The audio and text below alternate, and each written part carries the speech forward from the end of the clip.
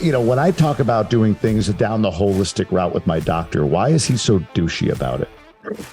There's a lot of arrogance in the medical field. And that's a great way to put it. Yeah. And it's not all, a lot of medical doctors are open-minded and actually say like, hey, if you want to try this or take this, go for it. I think that there's some, good options out there. A lot of them are like adamantly against it, and they put it down and they claim that there's no efficacy, and it's just not their specialty, Jamie. It'd be like asking your plumber for financial advice.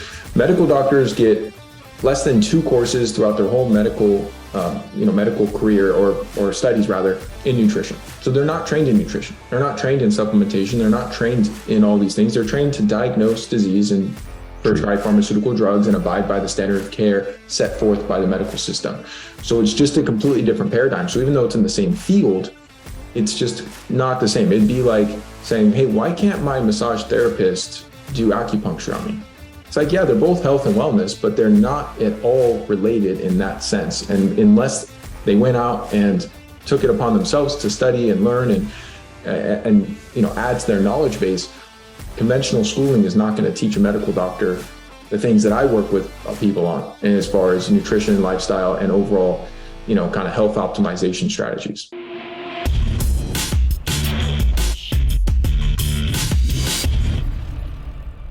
What's going on, everybody? Welcome to the show. Today's guest, Ryan Kennedy, is a functional medicine practitioner and board-certified clinical nutritionist. He's also an author.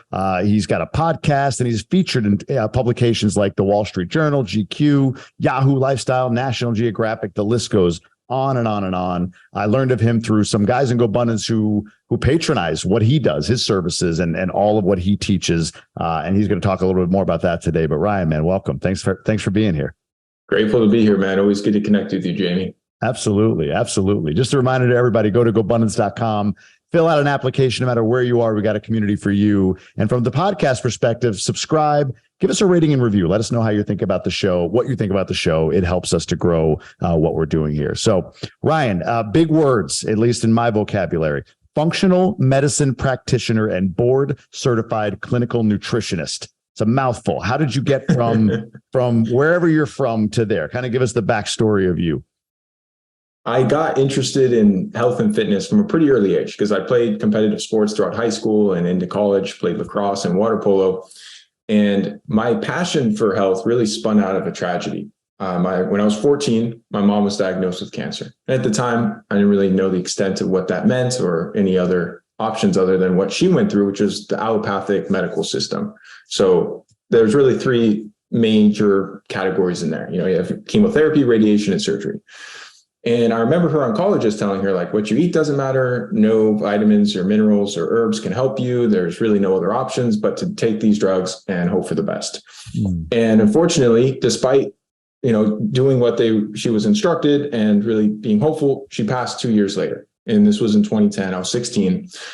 And it really was a wake-up call for me in understanding, like, our health is our most valuable resource. Without it, nothing else really matters. And, as I was kind of looking at what she was doing and with the information she was told, I realized it was in large part due to this misinformation that she passed, not just about the treatment options, Jamie, but also the misinformation she and hundreds of millions of people have received up to that point, with terrible nutrition recommendations through the food guide pyramid and terrible recommendations around just health and wellness in general. A lot of just terrible advice. And she was following it, doing the best that she could, swapping out butter for margarine and doing all these things. And now we look back on it and it's like, oh, this was horrendous advice, getting all these low fat products that are just loaded with extra sugar to make them somewhat palatable. And so that really spun me off into pursuing health and wellness is, something I was personally interested in. I didn't want to die young. My mom was only 54 when she passed.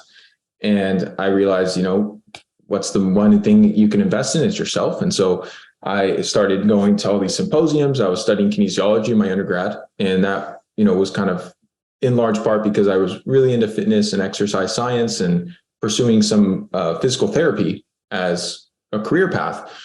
And as I was working in a physical therapy clinic, I realized the physical stuff is great. I love the biomechanics and, different exercise methodologies. But if you're not dialing in your nutrition, your sleep, your stress management, replenishing different vitamin and mineral deficiencies, having a mindfulness and meditative practice, all these different pillars of health, the physical stuff is only going to take you so far. Like I love training and lifting weights, and I think exercise is very helpful, but it's only one of many aspects that comprise how we feel, how long we live, and our overall vitality as a human. So that kind of spun me into going back to school and studying naturopathic medicine and clinical nutrition and realizing, there's so much more to this equation that really moves the needle for people. And that brings me to kind of where I'm at today, where I run a full-time practice. I work with patients all virtually, a lot of Gobundance guys, which I've been very honored to be integrated into that community because all the Go Bros I work with are awesome. And so that's a big part of, my mission with this is really in honor of my mom and, the struggles she went through, and really doing everything I can to provide, useful information to people to avoid chronic disease, but also just to feel good, man. At the end of the day, like our quality of life is what really matters. So having the energy and the mood and the vitality and the sex drive and the overall, kind of mindset to feel good day to day, whether you live another 10 days or another 10 decades, we all want to feel good day to day and be pain free. And so that's a big part of what I do now, is more so on the health optimization side of things. How much of, when I think about holistic medicine or holistic practitioner, that phrase, right? And I'm 44. So, I'm kind of coming from the I'm in that spot of like, I've got some old man beliefs that I can still modify. My brain isn't locked in yet fully on some things. But I'm starting to get into that, like, you kids in your music age, right? Like I'm getting to that point. Yeah. But I know that if you were to mention, like, just mainstream, a decade, 15 years ago, the concept of holistic health, right? Or holistic medicine or holistic practitioners, it would sound very much like 90% woo and 10% real science. Like, well, yeah, of course, more fruits, more veggies. I mean, that's pretty much what they're peddling over there. These wacky, stoned out, whatever holistic people. Like I'm sure I'm not alone in that being kind of the vision of the industry. But I think today, we're getting closer to that 50-50 point. I don't think we're there yet, probably, but what is your take on that is my first question. I had two questions, but I want to start with one at a time here. What's your take on that? Where is the practice or the holistic practitioner, I don't know, industry or I didn't even want to call it that because that's terrible, because it's like medical industry and you're kind of the anti-industry on that side of the business. But how are you viewed today from being in this every day? And you talk to people, maybe people that are no idea what you're doing. Like, how many bent eyebrows do you get today versus maybe you did 3 years ago or 5 years ago? Or is it about the same? Like, I guess, what's the broad acceptance of holistic practitioners today versus 5 or 10 years ago? The tide is shifting for sure. Like you said, a lot of people are waking up to the fact that they don't want to be on pharmaceutical drugs the rest of their lives. They're tired of the side effects and just 5-minute appointments where physicians are not really going deep and just kind of giving them a pill to suppress their symptoms. Yeah. And a lot of people are also, I feel like health is becoming more cool. Like when I first got into this, talking about a lot of this stuff wasn't like seen as cool. But now you have I'll have people reach out to me on social media who are in like high school and college, where this was never a topic of discussion when I was in high school, but they're like thinking, oh man, this is awesome. Like being healthy, looking fit, all these things are great. And so I live in a bit of an echo chamber, Jamie, in that like I'm biased. So for me to say like, hey, a lot of people are accepting to alternative healing modalities and biohacking and health optimization wouldn't really do your answer justice, because I'm also living this stuff. So people that come to me are interested in it by default because they're finding me on YouTube or podcasting or whatever it is, or being referred to me. And I also, have a community and friends and people in my network who are all game to feel better and optimize naturally. So this is also kind of skews my interpretation of how many people, because I'm not in like the Midwest where there are a lot of people that are like, why would you take vitamins? That's crazy. Like, just go see a doctor, go see a real doctor, Right. And so I don't know like what percentage, but I definitely see the tide shifting and that it's becoming more and more accepted, and just people are building a deeper level of awareness of like, hey, your health is in your hands. Like modern medicine is great. I don't want to discount that. I've had some terrible crashes on my dirt bike, and I'm glad I can go to a hospital and get stitched up and be able to get put back together. So for trauma care and infectious disease, it's phenomenal. phenomenal. Like, don't take me to a naturopath if I get in a car accident and I want to go to the hospital. But at the same token, it's very much so disease management. It's very much so like, once you get sick, we have a few options to help you kind of stay where you're at or not regress too much more. Whereas it's not really looking at how can you optimize, how can you prevent illness in the first place? Because there's no money in health. All the money is in disease. So healthy people would put this multi-trillion-dollar industry completely out of business. So they don't want you to be optimally healthy, or else that they lose all their customers. Is there it's funny you mentioned about infectious disease. So you mentioned your mother's story, which is incredible and tragic. Like you said, very sad. And it is amazing how much more we know today than we did, even a few years ago, but especially that far back. Mm-hmm. So I'm sorry to hear about that. Truly. I know it's been a long time, but still, that, as a son and as a father, that's one of the scariest things for me, is leaving my kids early, but, how much on like in her story, because I think about the uptake rate on holistic practitioners. Like, I think if you were to talk to people about proactive care, it makes total sense. You mentioned biohacking and, ideally supplementing yourself, and nutritional practices and exercise habits and all of that. Like, that all makes sense. I think that's very mainstream. But if I got cancer and I said, I'm not going to the doctor for chemo and all these treatments, I'm going to go see my naturopath or my my holistic medicine provider. Is that, first of all, is that the right decision from your perspective? And two, what's the acceptance rate of that right now? The acceptance rate of that right now is, again, hard to say, because I'm working with people who are already in that camp, who come to me, who said, I've already made this choice, so I sought out a practitioner to help me on this journey. As far as the other question you had, as far as the success rate, and if, in my perspective, that's the right opinion or a right choice, it really depends on the type of cancer.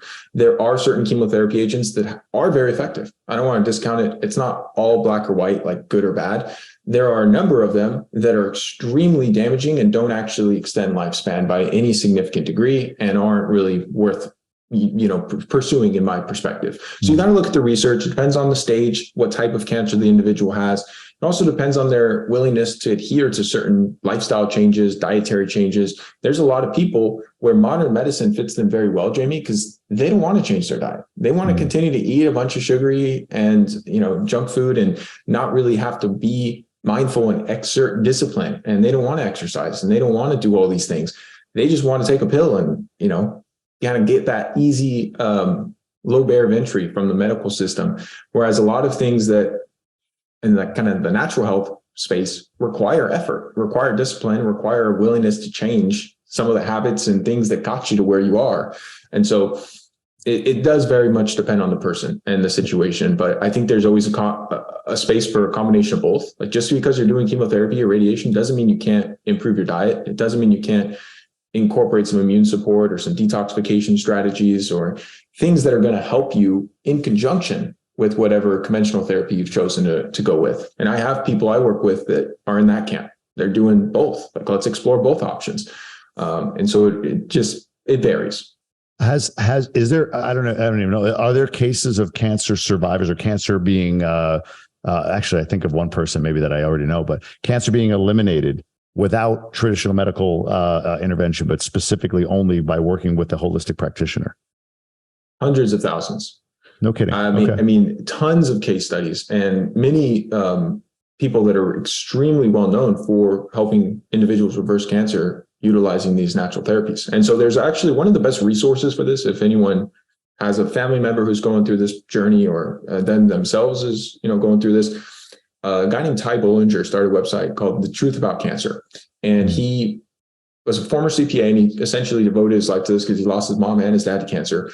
And so he made these docuseries where he goes around and interviews some of the top oncologists, both in the modern medical system, also in the natural kind of health system, and put together these incredible resources where, lots of videos, blog posts, and just information for people to kind of get an idea of like, all right, what options do I have? Where is the efficacy? Are there people reversing cancer like the one I have in the condition I'm in naturally? What are they doing? What supplements are they taking? What lifestyle changes are they making? And so he's done a good job compiling just a ton of information in that space, and really opening up a lot of people's eyes to some of the pitfalls of modern oncology, and also some of the good sides, some of the benefits of it.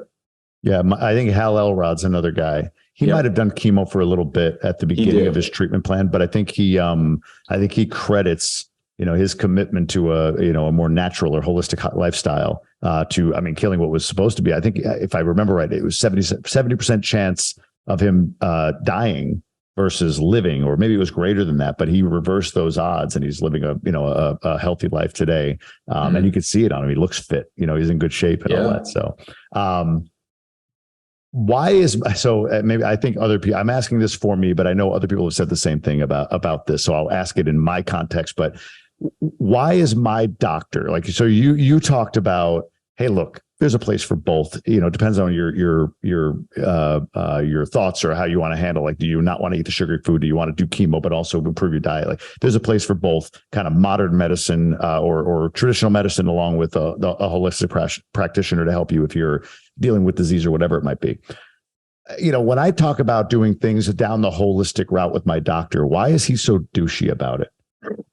There's a lot of arrogance in the medical field. And that's a great way to put it. Yeah. And it's not a lot of medical doctors are open-minded and to actually say hey, if you want to try this or take this, go for it. I think that there's some, good options out there. A lot of them are adamantly against it, and they put it down and they claim that there's no efficacy, and it's just not their specialty, Jamie. It'd be like asking your plumber for financial advice.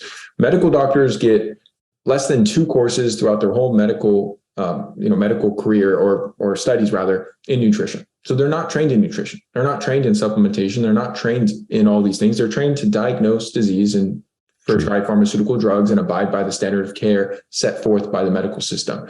So it's just a completely different paradigm. So even though it's in the same field, it's just not the same. It'd be like saying, hey, why can't my massage therapist do acupuncture on me? It's they're both health and wellness, but they're not at all related in that sense. And unless they went out and took it upon themselves to study and learn and add to their knowledge base, conventional schooling is not going to teach a medical doctor the things that I work with people on, and as far as nutrition, lifestyle, and overall, kind of health optimization strategies. Why is this all big pharma? Not to get into conspiracy theories here, but I mean, what's the universities are paid a ton of money by the student body. I mean, I'm sure there's money coming from, corporate interests or whatever as well. But why? Other than that, is that the reason? Is it just the lobbying interests of big pharmaceuticals or big food companies is so strong that, that it shapes the way we teach our doctors? Is that it? That's a large part of it. I don't want to get too down the rabbit hole with the tinfoil hat. No. This is just you and me talking. Nobody's listening. Yeah. In the early 1900s, the Rockefellers actually made a huge push that created the current medical system in terms of medical schools, and they funded all these medical schools. And then they made this huge push to essentially discredit all of these natural health modalities, whether it be chiropractic, homeopaths, naturopaths, all these individuals that were helping people get well naturally. They made this huge campaign to squash all their efforts, call them charlatans, call them bigot, just really discredit the work that they were doing and say, this is medicine, this is healthcare, this is what you guys need to do. And they had a lot of financial interest in the pharmaceutical route. And so that's what sparked it. And then what's continued it is, you just follow the money and you kind of look at how much someone can make by teaching people to eat well and, exercise and live a natural, good lifestyle versus how much money there is to be made in some of these pharmaceutical drugs. It just doesn't even compare. It's crazy. You think about, I didn't know that about the Rockefellers on the medical side. I've talked a lot about that on the education side, right? So the fact that the Industrial Revolution was a time when families like the Rockefellers were very interested in creating factory workers, right? And I guess it makes sense. But on top of that, to have an impact on medicine, because to your point, prior to 120 years ago, we didn't learn the way we learn in schools. It's never been. The experiment has been the last 120 years, right? And now people are just now starting to say, this doesn't make sense for my kid. I'm going the non-traditional route. We're those parents, either homeschooling or, Montessori type education or Acton Academy or all these different alternative schooling options. What's Elon Musk? Synthesis 7 or whatever the hell he calls it. that thing, right? Like all these different alternative, not even alternative, but I guess back to traditional education means, right? Like the alternative has been school. And it's the same with medicine, it sounds like. Like we're in that era now where, like you said, holistic practitioners becoming more and more mainstream, and rightfully so. There's more of an interest in the individual than how do I, treat with drug A or drug B, and well, drug B is paying me more, so I'll give you drug B or whatever it might be. That's just really interesting. Even psychedelics, like, the hippies kind of ruined that, and they're coming back. There's just this return to so many different modalities, I guess, between education and medicine and everything else that I guess had momentum in the turn of the century, 1900 era, now coming back now is really interesting to me. Fascinating. Yeah. No, I think it's a big push in general, man, with society. In the last couple of years, it's definitely shown this and taught people this, to get your head out of your ass, not listen to every single thing you're spoon fed by the government, and think for yourself, do your own research and make an informed opinion based on information that's not on mainstream news networks. Yeah. Now, shit happens, right? Like you're a kid, you get, my kid just got through hand, foot, and mouth or whatever. My younger kid, right? Hand, foot, and mouth disease, strep throat, whatever. Can you exist without something like antibiotics or other medicine like that? Like, in other words, if you went the fully holistic route, those diseases, I'm going to assume, would still happen. You're still susceptible to, whatever, you touch something and you get this bacterial infection. Can you go without an antibiotic, for instance, in treatment, or other things that just seem to be like almost like you almost like, at least you must have this when this kind of, medicine in exchange for disease mindset. Is there, let's start with antibiotics. Is it possible to exist and deal with bacterial infection or bacterial disease without an antibiotic? There are a lot of excellent natural antibiotics, everything from oil of oregano to colloidal silver to ozone to, all these different things that have been time and proven for hundreds, if not thousands of years, to really exert good antibiotic properties in terms of killing off bacteria. And many of them also have antifungal, antiviral properties as well. Now, a lot of the natural options aren't going to be as hard of hitting as pharmaceutical grade antibiotics. So What I personally do, again, I'm not giving anyone advice on the podcast that's listening in, but what I personally do is I exert the natural options if I'm looking to treat something on myself, whether it be topical or oral for a systemic effect. And 9.9 times out of 10, that is going to be sufficient, depending on how early you start it and the severity of the infection. What's the duration? So like an antibiotic regimen is like 21 days. What would a natural antibiotic take? Is it the same duration, same time if you're in good health, or is it longer typically? 4 days is a good window to determine if it's going to be effective or not. And that if you're not seeing a reduction and improvement in your symptoms after about day 4, then you need to switch gears. You need to course correct to something else, whether that's a different natural option or whether that's a pharmaceutical option. And so that's kind of the time window I look at. Now, there's a lot of things too with conventional antibiotics that can be life-saving, but they're also very damaging to the gut microbiome because they're not selective in what bacteria they're killing off. So they decimate your gut microbiome in a very negative way, which is why a lot of people who take a long course of antibiotics or frequent antibiotic use end up developing microbiome imbalances such as excess yeast or candida and excess amount of fungus in the gut. Any number of these different dysbiotic issues in their gut bacteria, because when you wipe out a large portion of your gut bacteria via oral antibiotics, it paves the way for some of these different imbalances to take place, and you become more susceptible to all sorts of other issues. And, that impacts immune system function and, on and on. So I think that they can be life-saving. I'm not against them. A lot of these things are not so, black and white as people think. Like it's either you're for it or you're against it. You're on one side of the fence or the other. It's like there's a lot of context that goes into these decisions. And I'm the type of person that's just open-minded. Like I want to use the best of modern science and the best of ancient wisdom and blend them together to make the most informed judgment as I can, given the resources and, things that we have at our disposal. Man, yeah, I'll tell you, I don't know if I shared this when we spoke, but in June I had COVID. Maybe it was May or June. I got COVID for like the 8th time. My family I call my family like COVID sommeliers. Like, oh, this one's a little, Omicron with a hint of Delta, just a tad of Delta. Yeah. Like it's got good legs. Like we seem to get every variation or whatever, but not to minimize COVID, but whatever. So I got that, and that led to an ear infection. And then because of, I don't know, a misdiagnosis on it a couple of times, I had to go through like 3 different antibiotic runs. And that did something to my stomach that I'm just now resolving in November, right? So 6 months, 5 months of just, oh my God, like I just crushed all my gut health. So I'm on probiotics and yogurt or whatever, right? Anything I can do to kind of build it back. I had to go do medical procedures down here in the DR. Crazy. That'll come out in some other episode we could talk about. But it is insane to think about the impact, like you said, of just crushing your gut biomes, your gut bacteria. And I mean, that's the thing. It kills me every time my kid gets something. And we've gone the traditional route and take this 7-day thing of antibiotics and, go from there. It's just, I always wonder like, there's got to be a different way. And now I know. So that's good. Yeah, I could always send you a few of my top options. I think that they would be essential to have, especially with little ones. And knowing, almost like having a natural first aid kit of things that you could have at your disposal as first line of defense, of things that are not going to be damaging long term, but can highly likely, vast majority of time, knock out the issue. Got it. Talking about COVID and everything, I like to keep things mainstream, non-controversial. So let's switch to this topic, which is very, very light. Let's talk about vaccines. Let's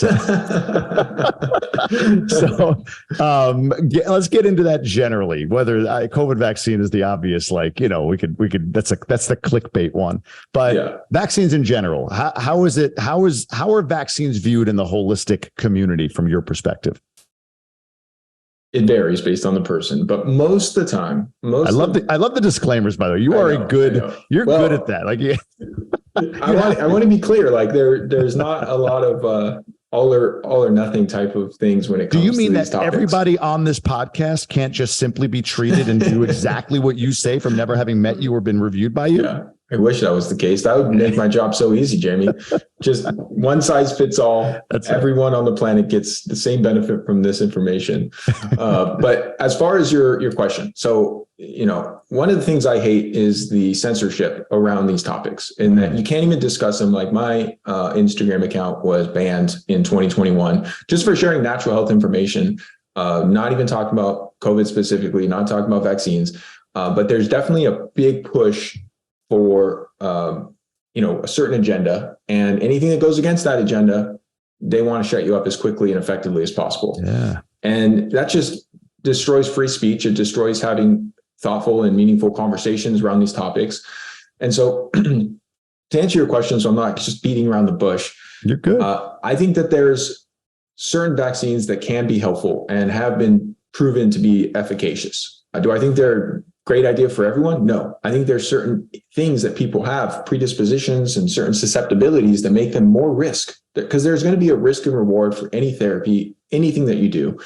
And you have to weigh that yourself. And I think that there needs to be less stigma around these anti-vaxxers or pro-vaxxers, and less arguments, and just saying, hey, do what you think is right for you and your family. I believe in medical freedom. I believe everyone should have the right to do whatever you want. If you want to get every single vaccine in the book times 10, have at it. And if you don't want to get any, cool. And if you're somewhere in between where you think, hey, maybe this is a good idea, I don't know about this one. It's only been around for like a year and there's some questionable side effects coming out, and I'm not that worried about the actual thing it's protecting you from, quote unquote, protecting you, then I think you should be able to make that choice and not be just shunned from society and, have all these people that think you're, a terrible person because you're making an informed decision based on the information you have. And I think that there's just too much stigma around these things.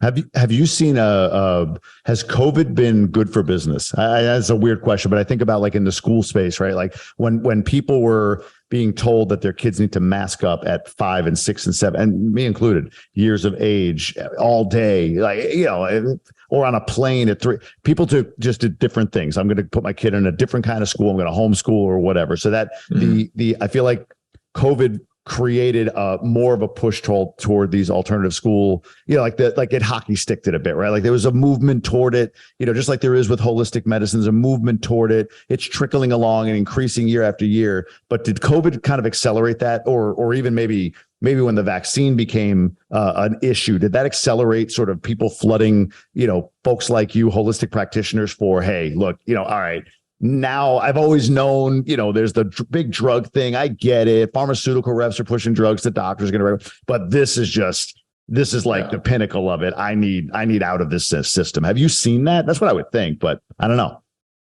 Yes, I have. There's definitely been a wake up call for a lot of people, and realizing that, I need to take my health into my own hands. And one of the best ways to do that is hire a professional that can give you the guidance and insights and accountability to take action and, achieve that outcome. Now, it also was, I think, helpful for most businesses just because of the way the government handled it. When you inject all this money in the economy and you provide people with all these stimulus checks, well, guess what? They're going to be like, well, got some extra cash. Maybe I should go and, hire this coach or this consultant or this practitioner or whoever it is. Yeah. So I think it's been helpful for a lot of businesses. And even before COVID, going back to when I started my practice, I've always done telemedicine and always been in the online space. So I was already kind of positioned for that. So when everything did get shut down and a lot of people got accustomed to doing Zoom calls and accustomed to doing things virtually, that was very in line with what I was already doing. So that was helpful that I was kind of positioned that way. Didn't have a brick and mortar practice, didn't have a physical office overhead that I had to worry about, like a lot of practitioners went through, during the initial shutdowns. Interesting. I don't get it's funny. My wife is looking at going for an advanced degree virtually. And the school she's looking at, it's a state school, is requiring a vaccine or an exemption, religious exemption or whatever. And she's like, I'm virtual. We opted as a family not to be vaccinated. That was just our choice. And it's funny, like I feel more free to admit that now than I did a year ago. As far as like but there's still sort of this like this stigma around, like there is clear evidence, it's undisputed that this vaccine poses risk, right? Like there's clear evidence of that. Just like there was at one point clear evidence that at the very beginning that it actually did prevent you from getting it. And then it morphed and that didn't work anymore, right? Like sure, the very beginning, it was, hey, great, you're vaccinated. I remember the narrative. What was it? It was like, hey, if you get the vaccine, you don't need to mask up. You don't need to anything because you're not gonna give it to anybody, right? Or whatever. Only those unvaccinated people, those are the ones that are at risk. And then it like switched to like whatever, Omicron, some transformer sounding variant. And when that happened, right, it was like, oh, well, no, actually, it doesn't matter either way. You can give it the same way. So it's like, so then why do you care if I'm vaccinated anymore? Right. Like it's well, but your symptoms will be better. Okay. Well, if I want to be a what's the word? A glutton for punishment and deal with heavier symptoms without taking that needle, why do you give a shit? Why are you on me to be vaccinated if you and me can just as easily give it to somebody else? We can not only get it, but give it to somebody else. The difference is you're going to feel a little better maybe through the 3 or 4 day period or 10-day or whatever it might be, that you're just demonstrating symptoms. Like that's now my choice. I mean, it always should be, but like that's truly now my choice. And now you're seeing evidence truly of, I will get on a rabbit hole here, but 30 to 40-year-old men or 20 to 40-year-old men having like this massive increase in heart issues or I forget the phrase, cardiac arrest, not arrest, but arrhythmia. You would know better than me, but whatever it is, I don't know. Maybe just a general, this is more like in your space or in not, but like, what is the obsession with this vaccine at this point? Like, do you have any sense of that? Do you talk about this within your community? Like, what is the obsession with this vaccine? Do we come back to big pharma? Money? Is that it? That's the biggest thing I can see, money, and also just control and compliance over the general public. Yeah. And, but vaccines have been a big issue even before COVID. Not as mainstream, but I would go to all these health symposiums and hear people present on both sides of the topic. And, you'd have certain parents that decided not to vaccinate their kids for, very conventional or traditional childhood vaccines. And it always, like, to your point, didn't make sense to me for the parents who were like so gung ho on it. And it's like, hey, if, your child is not vaccinated, I don't want him playing with my child who is. And I'm like, so do you believe in the vaccine or not? Because if you believe in it, why does it matter? And if you don't, then why'd you get it? Like your logic is not there. And most of the things that have been, implored here in this, all the regulations and stuff going on has not been very logical from the get-go. True. But the vaccine topic in general, Jamie, is something I don't get into a lot because it doesn't really matter to me. Whether or not you do it or don't do it, I'm still harping on the same thing. I'm still like, hey, take action on what you can and execute daily on eating nourishing foods, getting good quality sleep, managing stress, making sure you're covering your bases from a micronutrient perspective via targeted supplementation, making sure you're doing some form of exercise and some sauna and some cold plunge and some stress management and things that you enjoy and all the, components of health that we can control. Because whether you got it or not, whether you regret it or you don't, whether you look down upon it or look up upon it, these things are still constants that really move the needle, that actually matter. So it's like kind of a futile argument in a lot of respects. And I have had a number of people come to me. Again, this is a small, demographic of, my worldview, who have had terrible side effects and terrible things happen after getting this specific vaccine that just got rolled out. And so I've kind of been in the circles hearing a lot of the bad stuff that's been happening. I also know a lot of people personally who got it. Nothing bad happened to them. They're living, they seem to be totally fine. Who knows what's going to happen in the next several years or several decades. We don't have any long-term studies on this, but like you, I look at it in that I'm a healthy, vital, strong person with a healthy immune system. I'm not worried about COVID. I don't have any concerns over that particular virus. So why would I put an experimental injection into my body that definitely has potential side effects and is definitely riskier to me than COVID? It does. The risk reward does not pan out. There's just this, I love your perspective on it. There's like yours is the side. And I think we're on the same part of this where it's like, live and let live a little bit in this regard. Exactly. And there's just this shouting at each other thing that happens on both sides, right? Even those that have the live and let live, they're shouting that back at people or whatever. But there is this hierarchical feel that comes across, like if you're vaccinated and you were masked, and if you kind of abided by what was, being told, like, well, then you slot in societally higher than I do. And it sort of nose down to me of, you need to consider this. What you're not understanding is this, like everyone's an overnight doctor because of, one immunologist who sits at the seat of power who says, well, this is the way it is. And we just entrust him implicitly. It bothers me. This whole discussion is very strange to me, but I figured I'd ask you about it. Let's get off of that. We'll get off of vaccines. I do have this question. I got to believe in your practice more than traditional medicine. Mindset kind of plays in, as far as, you mentioned saunas and cold plunges. I don't know if you call that mindset or like sort of stress relief or whatever it might be. But what about that? What about mindset, quantum physics, concepts like that? Are these part of the holistic realm, or are those kind of completely separate? It's one of the first things I do when I work with someone is really focus on the psychology of behavior change and really focus on specific strategies for habit formation. Because when you look at the health and wellness and fitness sector in general, most people know generally what to do. Like there are nuances and specifics. And like, as you were going through your gut health, I'm sure you were like, well, what probiotic should I take and what should I do here? But for the most part, people know I should be active. I shouldn't sit on my ass all day. I shouldn't eat terrible, highly processed junk food and fast food and fried food and, high sugar desserts and drink a bunch of alcohol. Like that's not good. Like I think everyone pretty much knows that. And while they might not know what the ideal diet is, they know like, hey, if I eat some plant foods and some unprocessed animal foods, that's probably going to be a lot better than going down to Taco Bell. And then even to, moving beyond that, like most people know, like I shouldn't stay up till 2 a.m. binging on Netflix. I should probably get some quality sleep.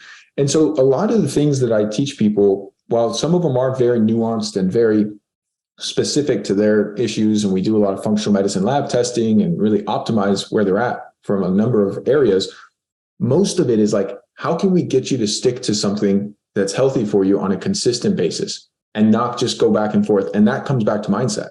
And that comes back to changing their psychology around health and wellness and changing their daily habits and their daily inputs, building positive associations and driving systemic behavior change. Because if you can do that, even if you don't have the nuances and the details specifically dialed in, you're going to be better off than 99% of people that are failing to do that are just kind of either not caring about their health or on this constant yo-yo, this constant roller coaster back and forth of like, I'm eating well, I'm getting fit, I'm doing good for like a few months, and then they fall off, and then they get back on, and they fall off, and they just go through this cycle for decades. And they never actually attain a consistent, true lifestyle change. They're just on these programs and these diets and these, some of them fads, some of them are, good programs or good diets, but if you can't stick with it, it's not a good option for you. So that's a big part of the work I do to get good results in my practice is like, I can tell you all the best things to do, Jamie, all the 10 out of 10 perfect things that you should eat, supplements you should take, type of exercises you should do, ways to optimize your morning and your evening and your sleep, and you name it. But if you're not going to do it, it's not going to do you any good. It's not going to benefit you if I give you all this blueprint and this framework, and you're like, well, I hate those foods, Ryan. I'm not going to stick to this. Yeah. I don't like this. I don't have time for this. I have a family and I have business and I have all these things going on. So it's really about how can we integrate these practices seamlessly into your current lifestyle that don't overthrow your lifestyle. And in a way that you're like, hey, this is actually enjoyable. Like I actually like many aspects of the process, not just the results, not just the outcome. I can enjoy and appreciate the day-to-day process. And that's what's going to keep you moving forward for many decades to come, not just a few weeks. And that means a lot. Everything you said makes so much sense. And I couldn't help, like my brain kept coming back to it. Like this one topic I want to ask you about, because you mentioned about, I call it discipline, mindset, desire to stay on course, all of this stuff. I feel like of all the things you talked about, and I know this is probably for me and many, many people like me that are kind of go all the time, but optimal sleep helps a lot of that, right? Like when I get a good night's sleep, yep. Right. I'm able to be a lot more heady and not as moody and not want to go eat the thing to make me feel better. That isn't very good for me. All that stuff. When you're working with people, and this is a generalization, but it's more of a curiosity, and maybe you can't even quantify it. But I would guess that there's factors in sleep that are both environmental as well as internal, stress management related versus, temperature of room or whatever it might be. What is there a mix? Is it like, man, most of it, 90% or 80% or whatever, is stress management or the internal? It's more your mind than it is like, the chili pad that you should get for your bed. Or is it the other way? Is it more environmental? I don't know. I'm kind of curious if you could talk through that a little bit, and then I'll ask another question on sleep after that. I love this topic because sleep is truly the foundation of your life, foundation of your health for sure. Because it doesn't matter how perfect your nutrition is or your exercise program is. If your sleep is crap, you are going to suffer and life is going to kind of suck if you're not sleeping well and you can't sleep. And so to answer your question, I think it's more so biochemical than environmental. Now, both biochemical. What do you mean? Yeah, I'm sorry, so, my brain, I'm not that smart. Biochemical. What do you mean by biochemical? So like you said, the internal things, like having your neurotransmitters dialed in, making sure that your circadian rhythm is aligned and you're releasing the proper hormones and signals within your brain and body at the right times to facilitate good sleep. And so it's more likely that if you fix that, you're going to fix someone's sleep than if you just get the temperature of the room right and you make sure there's no ambient lights and you make sure there's not a ton of other issues in their environment. If you can optimize the internal biology of someone, that's what's going to be the biggest needle mover. So I'm thinking of me, like what keeps me up before bed is my brain just is going. It's like thinking to-do lists, things like that. And maybe I'm an extreme procrastinator. I don't know.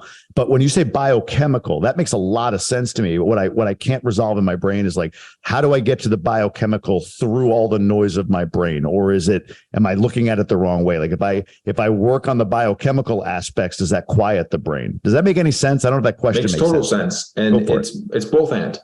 So there are ways that I would say, hey, if you have this racing thoughts and these racing, your mind's just going, I would recommend you use a natural amino acid called GABA. Pharma-GABA is a fantastic inhibitory neurotransmitter that can really help to lower some of that like mental stimulation later into the evenings. It doesn't have any side effects, doesn't have any downsides, it's not addictive. And so there's a lot of key nutrients in that nature that I would say, hey, Jamie, we should try taking some of this before bed. And in addition to that, I want you to do some journaling where we write down what I call mental notes. Like, I got to remember to call this person tomorrow. Oh, I can't forget about this. Oh, I just got this idea. You got to write all that shit down and get it out of your head, get it down on paper, do a little bit of journaling. And then the other thing I'd love to do before bed that really helps with this is dropping the body from a sympathetic, kind of fight or flight nervous system state into this parasympathetic rest and digest. And there's two strategies that are really helpful for this. One is deep breathing coupled with deep stretching. This 1-2 punch combo really opens up different pathways and helps you drop into that more calm, relaxed nervous system. So you would do a 3 to 4 second count inhale through the nose, deep into the belly, and then a double that length exhale. So a 6 to 8 second count exhale. So you're going in and then you're doing twice as long on the way out. Through the mouth? Through the nose. And the exhale could be the mouth or the nose, but you always want to inhale through the nose because we have nervous system receptors in our nostrils that really play a key role in the excitatory or relaxing kind of properties of how our bodies are going to function. So our breathing mechanics are like human operating system 101. We learn all this shit in school, dude, about, algebra, geometry, these topics we're never going to fucking use, but we never learn how to breathe. Like monks, that's one of the first things these monks in these monasteries teach the young kids is how to use their breath work to regulate their emotions, to regulate their physiological states. And I think the breath work in multiple avenues, like deep, intense breath work, like holotropic breath work or Wim Hof, but also these relaxing breathing mechanics that can shift your state, lower blood pressure, lower resting heart rate, decrease your nervous system engagement almost, so that you're dropping into more of a relaxed state physically. It's the number one tool that I teach people because it's so freaking profound. And it's one of the most accessible tools that we all have. Like you don't need to buy anything. You don't need to go anywhere. You just literally can do it anytime, anywhere. You always have your breath. So back to what I was getting at, doing this calming breath work coupled with some deep stretches. And I'm not talking like a yoga class, like Warrior 3 crazy shit. I'm talking about floor stretches, dude, where you're just like on your back, opening up your hamstrings, your hip flexors, just doing some very relaxing floor stretches in cadence with your breath. 5 to 10 minutes of that will work wonders. Like that will put you in just a total zened out spot. Second strategy, a little more time intensive, but same concept this is something I learned from this guy I interviewed on my podcast a while back, named Ian Clark. And there was a study done that looked at ways to switch over into the nervous system state. Because a lot of people, especially hard driving, driven, entrepreneurs like yourself, Jamie, that always have these ideas and are, go, wanting to create, wanting to provide value. You get locked in this sympathetic state. Like you're always in this nervous system state. You're like, what do you mean rest and digest, Ryan? Like, I don't know if I felt that in years. And the way to drop back out of that is actually about a 2-week process where every night before bed, and you can do it any time of day, you lay on your back with your legs elevated. So your legs are elevated like a 90-degree position. So imagine you're on your back on the floor, your hamstrings, if you're doing it like on a couch, your hamstrings are where your calves usually go on the couch, your calves are where your butt goes. So your legs are at 90 degrees, your thighs are vertical to your torso. And you do this for about 20 to 30 minutes every night. You just lay in this position and you just do some breathing, you meditate, you relax. And what this does is it draws excess blood flow from the legs back into the gut, because when we're in this excitatory state, human physiology pools blood in the extremities as a defense mechanism. So we can run away, fight, kick, defend ourselves, as a way to be on our kind of high alert. So we're ready to go. That's interesting. And when you do this strategy, which I've done with many people and they found it highly effective, you draw the blood from the, especially from the legs, because that's where we have the biggest muscle groups and the most blood, back into the gut. It really helps with the nervous system reset. It really helps to reintegrate you back into that parasympathetic state. And it's just incredibly relaxing.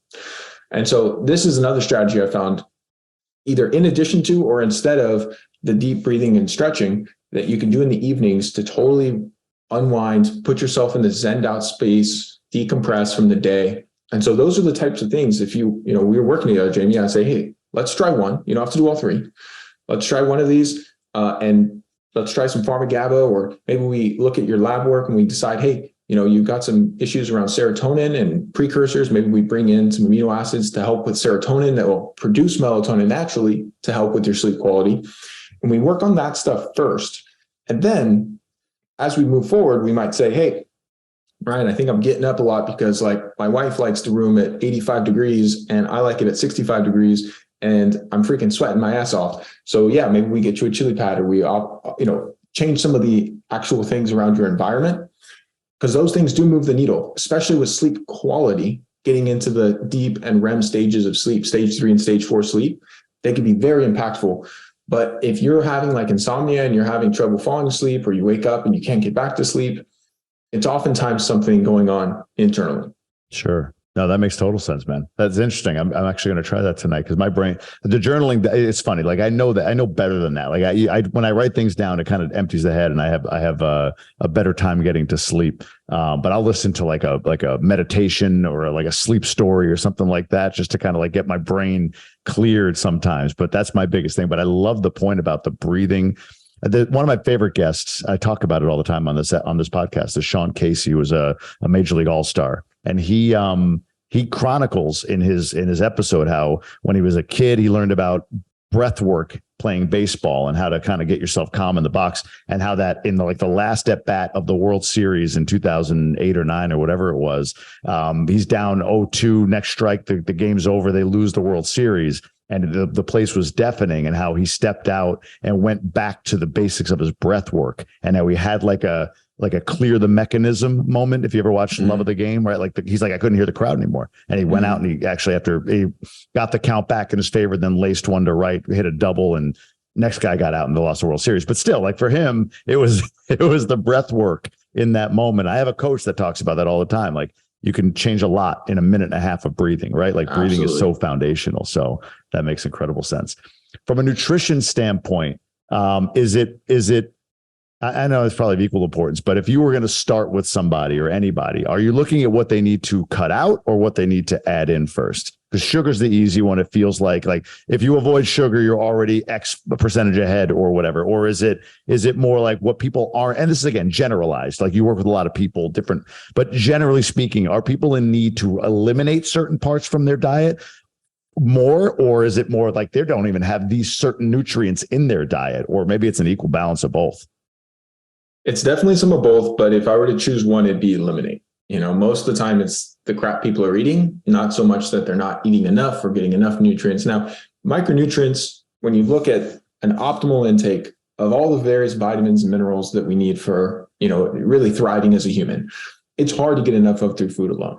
Because of the way our food is grown in these soils that have been depleted in all these different micronutrients, the amounts of various vitamins in let's say a tomato or, pick your plant food or animal food of choice is significantly less than it used to be. And that's just something that's been well documented, and it's just a fact. And so you couple that with our bodies needing more of these things because we have an onslaught of different environmental toxins and stressors and all these things that our ancestors didn't have to deal with on a chronic basis the way that we do today. So that drives up our need for these nutrients and depletes our stores of various vitamins and minerals, such as magnesium or vitamin C or, any number of these things. And so because of that, even when someone is eating very well, I still see tremendous benefit with targeted high quality supplementation.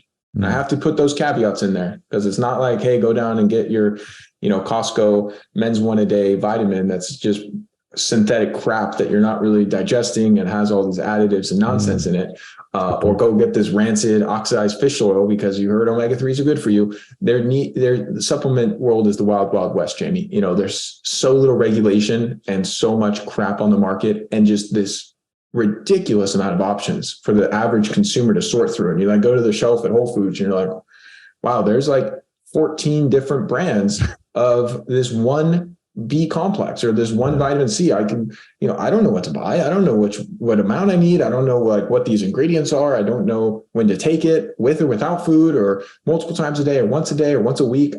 It's hard to really sort through a lot of that. So that's another big specialty where I work with people on is doing lab testing. So we know what your body actually needs. We're not just guessing. We're not saying, hey, everyone needs vitamin D, so you need vitamin D, because some people don't. I don't take vitamin D, but I live in San Diego and I get a ton of sensible sun exposure. And I basically live outside a lot of the day and that I'm getting tons of sunshine. So my vitamin D is around 65 to 70 all year round without any additional supplementation. That's not common, but if I were to just blindly start taking a bunch of vitamin D, I'd be getting way too much. And so I like to do testing, and I'll use blood testing. I'll use organic acids testing, which tests for a number of different nutrients, as well as neurotransmitter balance, gut microbiome imbalances. It looks at your mitochondria health. It's very comprehensive in giving you a lot of good data that you can't really get through blood work. And then by taking this information and then looking at the person's diet and also getting a good picture, like a good case study of what they got going on, like Are you suffering from fatigue? Are you suffering from brain fog? Are you dealing with issues around weight loss and having trouble improving body composition? And will help guide those recommendations too. Like, do we need some metabolic support because your hemoglobin A1C and your blood sugar is really high? Do we need something more around immune support because you're getting sick every 3 weeks because your kids are going to school and they're bringing stuff back and you're not able to really fight it off without developing these crazy symptoms? So there's a lot of context there as well. But that's basically got us into a rabbit hole of supplementation from your initial question of whether people should eat, whether they need more stuff or eliminate stuff. And it's almost always eliminate, and then bringing in something to fill the gap, because it's hard for humans to just stop doing something without having something else to substitute in there. It's a lot easier if I say, hey, Jamie, we're going to cut out your favorite chocolate cake after dinner, but instead of having that, I'm going to give you this really high quality cacao powder that is sweetened with a little monk fruit, and you're going to be able to use that in some coconut milk or something and make this delicious hot chocolate. That's a lot easier. That bridge is a lot easier to make that transition than just saying, hey, cut it out. You're a robot and I'm telling you what to do, so just stop. Because we have habits and emotions and all these complex feelings around food. So it has to be done in a way that's going to be actually sustainable and effective for you. My next question was going to be in supplementation. So I honestly appreciate you going into it, because I was like, that was, you led right into where I was going to go. So you've done this before. Good segue, good self segue. That was amazing. All right. So a bunch of Gobundance guys have worked with you. One of them referred me over to you, and we had a great conversation. I appreciate you taking time with me recently. And the guy that sent you over to me, man, tons of respect for. He's a smart guy. And I know you work with a ton of guys and they're all great. So, Gobundance guy or anybody comes to you, right? What does that look like? Give us your process. So what are they getting? Is it to work with Ryan Kennedy? What does that look like? When I work with a lot of Gobundance guys, it's usually one-on-one. So I have multiple kind of avenues in my practice. I have one-on-one patient consulting where it's like, let's cut straight to the chase. I want to pay you a lot of money so that I don't waste any time. And you tell me exactly what I need, when to do it, how to do it. And then you hold me accountable and make sure I don't, essentially skip out and bitch out on the things that we talk about. Yeah. So that's most of the Gobundance guys, and most like the entrepreneurs, business owners, people that are really value their time and have the resources to say, I want to pay you a premium so that I don't have to go and learn all this shit. I just want the direct advice from the horse's mouth. Yeah. The other option is I have group programs where it's more of a group setting, similar, same information. People get the same value, but it requires more for you to show up and go through some of the back end information and protocols and show up to the group calls, ask questions, things like that. And then I have courses and books and things that kind of go where it's like all on you. There's no support. Sure. When it comes to one-on-one, I imagine that's more so what you're asking about. Sure. I like to bring people on initially where we'll do an intake. So we'll have a conversation to start out, because I don't like to bring people on that aren't committed, that aren't in a position to make the changes that we're going to want to make, and are not a good fit to work together, because that's a waste of their money. It's a waste of my time, and no one wins with that scenario. So I always screen people first of all. Next, I'll have people say, Jamie, you come to me. You're like, Ryan, I'm ready to rock and roll. I want to achieve X, Y, and Z. I'm struggling with X, Y, and Z. What do you think? Can you help me? And I say, Jamie, I got you. Let's make it happen. Let's get going. And we kick things off. I have you do an intake where I get a whole bunch of background information about what you're currently doing, what you've tried in the past.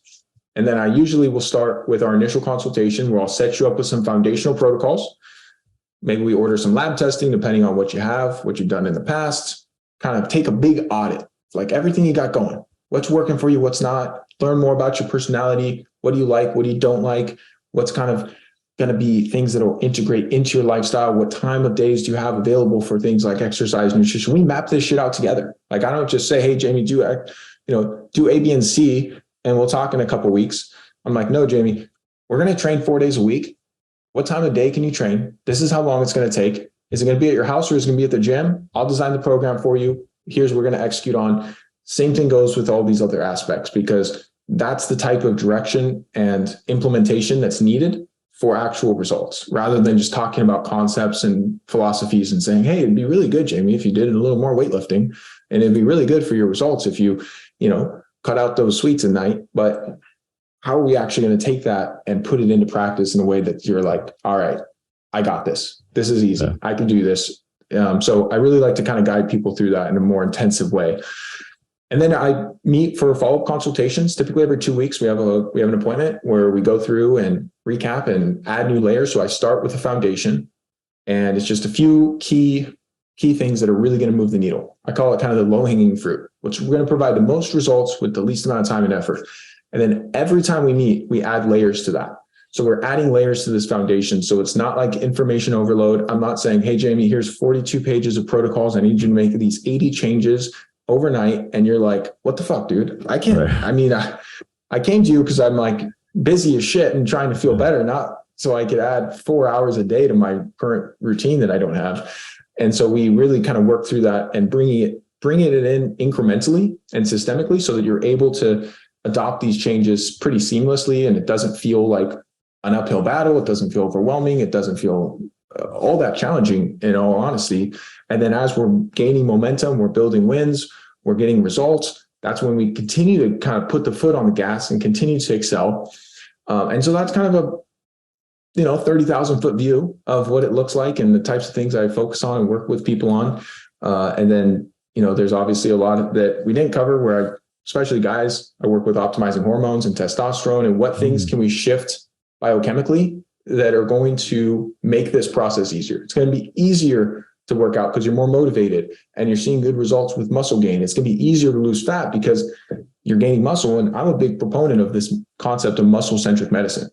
A lot of people are looking at weight loss and obesity as being overly fat. But the reality is it's because people are under-muscled. And muscle is our body's metabolic currency. So the more muscle you have, the more calories you burn at rest, the more calories you burn when you exercise, the more calories you burn when you sleep. You just have a higher expenditure of energy, which is a good thing. Because I don't know about you, but I really enjoy eating. I love to eat and I love to enjoy good food, but I don't like to clog up my system and gain weight and feel like shit. So by having more muscle, I can enjoy more delicious food and still be really healthy and vital and not have it impact me in any negative way. So I like this concept of like a high flux lifestyle, high energy in, high energy out. Now, also when it comes to muscle, it's the number one way that we can predict how well you are going to age. It is truly the organ of longevity. And not only is it important for locomotion, basic tasks and being able to get up and down the stairs and carrying groceries and get up and down off the toilet as we get older, but it's really important for our endocrine system, our cardiovascular system.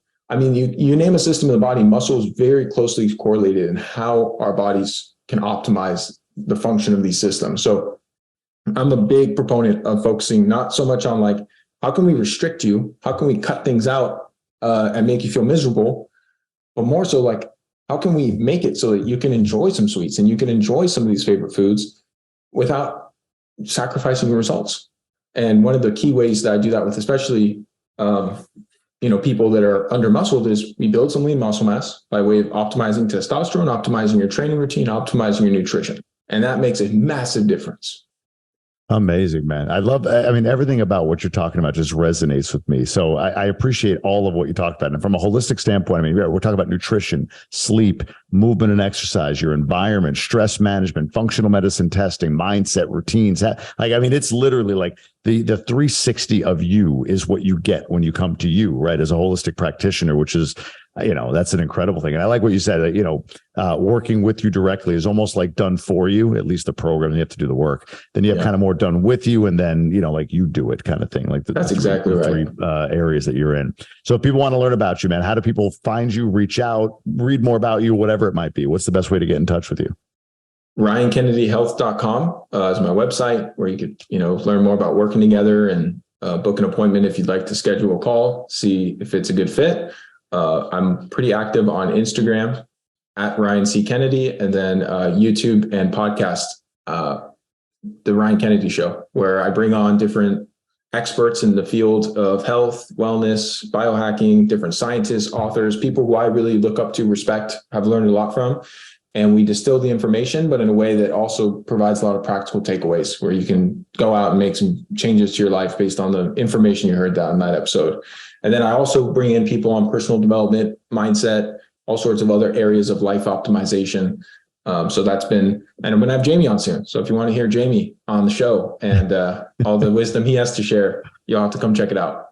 Yeah. My holistic is like, it's Twinkie and then ho-ho, And then I try to get a balance between the two. No, I'm just kidding. I've actually really good. Sugar is always my vice. And I've been really good about, it's funny you said about replacing it with, sweet alternatives. I love the sweet taste of sweet alternatives, but I know there's a lot of work I could be doing. So, yeah. Well, there's we'll have to save it for another time, but there's also one of the things I didn't share that people always love is how can you have your cake and eat it too? So what can I take and what can I do to enjoy some sweets and not have it derail my progress? So taking things like berberine and different things to help stabilize blood sugar before your meal, and then doing some specific things after moves the needle in terms of being able to have offset a lot of damage. Because that's one of the big questions I get. It's like, hey, Ryan, I want to go out and have a few drinks at this wedding or bachelor party, or, with my buddies for the game or whatever.